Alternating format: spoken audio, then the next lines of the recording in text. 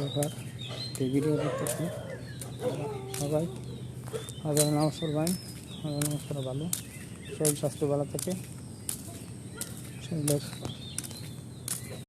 হাজার নামাজ পড়ার পর ভিডিও করতেছে।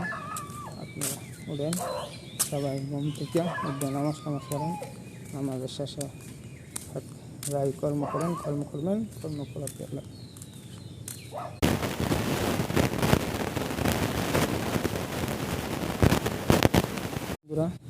আমাদের নামাজ পড়ে একটা ভিডিও করতেছি, আপলোড দিতেছি।